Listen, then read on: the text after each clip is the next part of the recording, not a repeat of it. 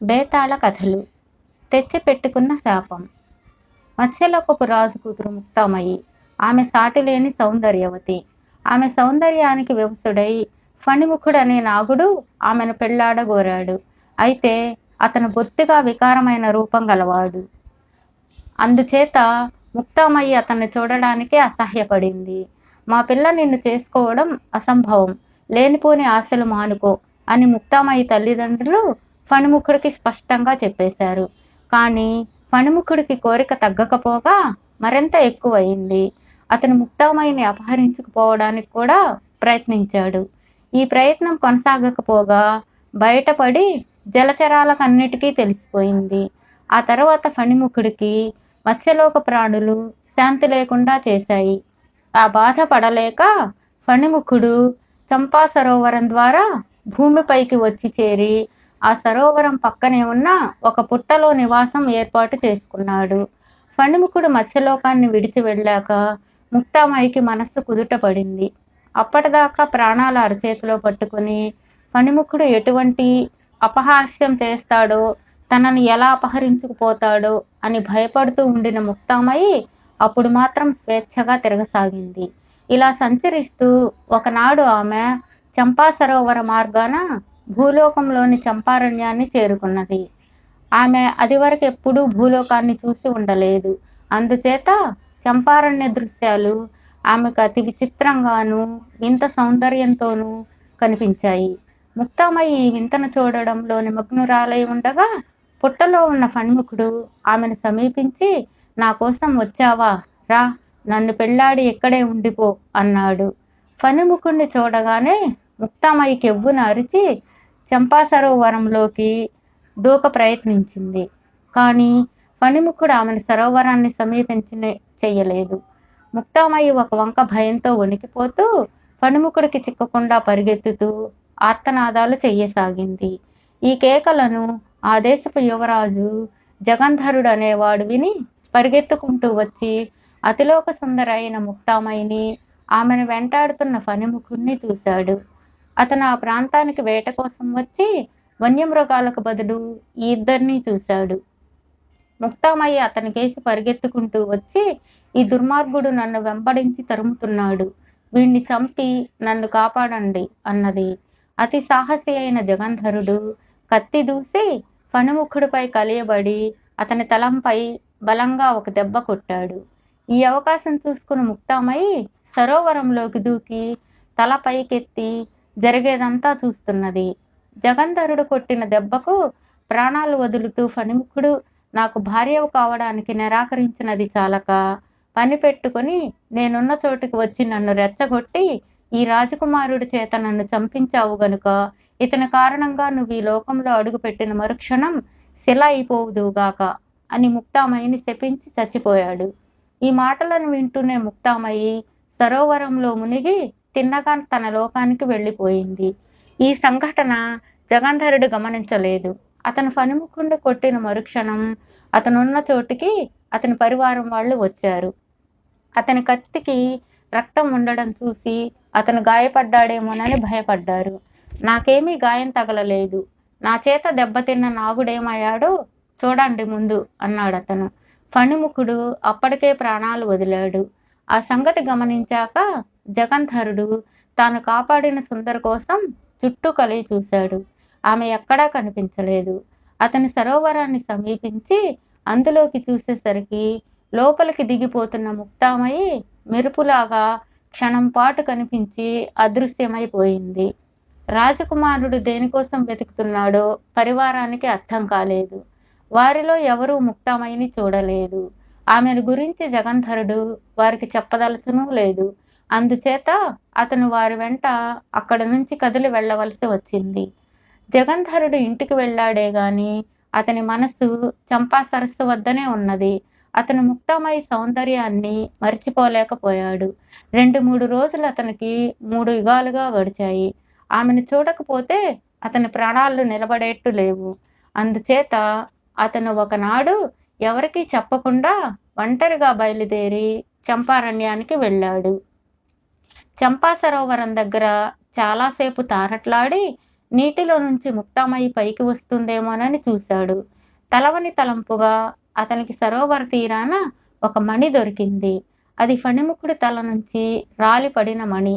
జగంధరుడు ఆ మణిని తీసుకోగానే అతనికి జలభయం ఏమాత్రం కూడా లేకుండా పోయింది. అతను ఒక్కసారిగా చంపా సరోవరంలోకి దూకాడు. అతనికి నీరు దారి ఇస్తున్నట్లు అనిపించింది. ఏమాత్రము బాధ గాని, శ్రమ గాని లేకుండా అతను మత్స్యలోకాన్ని చేరుకున్నాడు. ఈలోపుగా ముక్తామయ్యి కూడా జగంధరుడికి కలిగిన స్థితే కలిగింది.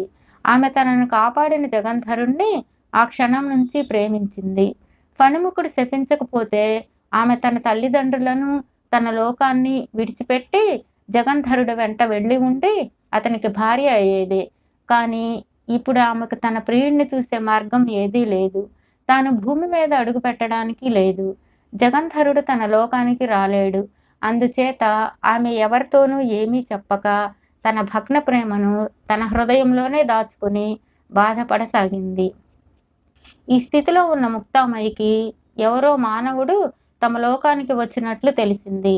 ఆమె పరిగెత్తుకుంటూ వెళ్ళి జగంధరుణ్ణి చూసి తన నోములన్నీ పండినట్లుగా సంతోషించి అతనికి స్వాగతం చెప్పి తమ ఇంటికి తీసుకువచ్చింది. వారిద్దరూ తమ ప్రేమ గురించి ఒకరికొకరు వ్యక్తం చేసుకున్న మీదట ముక్తామయ్యి తల్లిదండ్రులు వారి వివాహానికి సంతోషంగా ఒప్పుకున్నారు. అతని వెంట తమ కుమార్తె భూలోకానికి వెళ్ళడానికి కూడా వారు సమ్మతించారు. కానీ ముక్తామయ్యి తాను భూలోకానికి ఏ పరిస్థితుల్లోనూ వెళ్ళనని స్పష్టంగా చెప్పేసింది. నీకన్నా ప్రియమైనది నాకు భూలోకంలో ఏదీ లేదు. నేనిక్కడే ఉండిపోతాను అన్నాడు జగంధరుడు. ఈ మాటకు ముక్తామయ్యి తల్లిదండ్రులు మరింత సంతోషించారు. జగంధరుడు మత్స్యలోకంలో 5 సంవత్సరాల పాటు అనుభవించని సుఖాలన్నీ అనుభవించాడు. అతనికి ఒక కొడుకు, కూతురు కూడా కలిగారు. అంతకాలానికి జగంధరుడికి తన దేశం వెళ్ళి తన వాళ్ళు ఎలా ఉన్నారో చూడాలన్న కోరిక కలిగింది. అతను తన భార్యతో చెప్పి మణి సహాయంతో చంపా సరస్సు మార్గాన భూలోకానికి చేరుకుని ఇంటికి వచ్చేశాడు. అప్పటికి అతని ఇంటి దగ్గర క్లిష్ట పరిస్థితి ఏర్పడి ఉన్నది. జగంధరుడు కనిపించకుండా పోయాక అతని కోసం ఎంతగానో వెతికారు. అతను ఎటు వెళ్ళినది, ఏమైనది చెప్పేవారు ఒక్కరూ లేరు. అది మొదలు జగంధరుడి తండ్రికి తీరని మనోవ్యాధి ఏర్పడి కాలక్రమాన ఆయన మంచం పట్టాడు. ఎంతమంది వైద్యులు ఎన్ని చికిత్సలు చేసినా ఆయన వ్యాధి తిరుగుముఖం కాలేదు.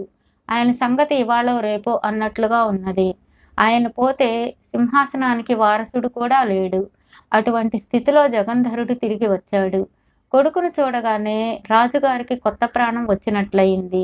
జగంధరుడి కథ అంతా విన్నాక రాజు అయిందేదో అయిందని, జగంధరుడు తగిన మానవ స్త్రీని పెళ్లాడి రాజ్యాభిషేకం చేసుకొని రాజ్యపాలన సాగిస్తే ముసలితనంలో తనకు మనశ్శాంతి ఉంటుందని చెప్పాడు.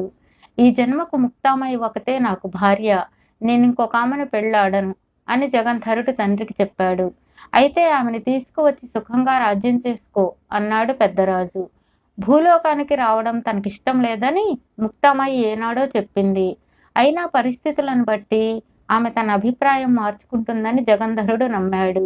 అతను మత్స్యలోకానికి తిరిగి వచ్చి తన భార్యకు సంగతంతా చెప్పి తన వెంట రమ్మని ఆమెను ప్రార్థించాడు.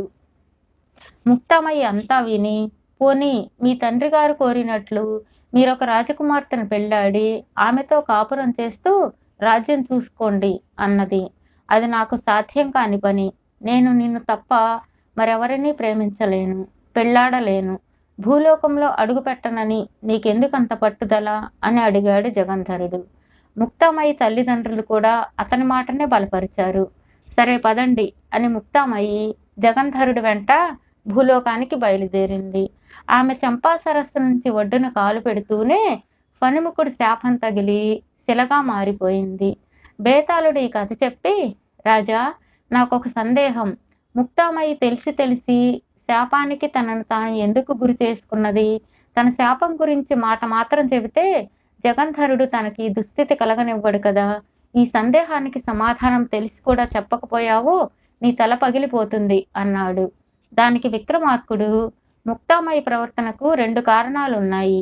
ఆమె జగంధరుడి ప్రేమను అతి పవిత్రంగా భావించింది. అతను మరొక ఆమెను పెళ్లాడడానికి నిరాకరించడాన్ని బట్టే ఆ ప్రేమ ఎంతటితో రుజువయింది. అలాంటప్పుడు ఆమె తన శాపం గురించి చెప్పిన పక్షంలో జగంధరుడు తన రాజ్యాన్ని, కర్తవ్యాన్ని విడిచి మత్స్యలోకంలోనే ఉండిపోతాడు.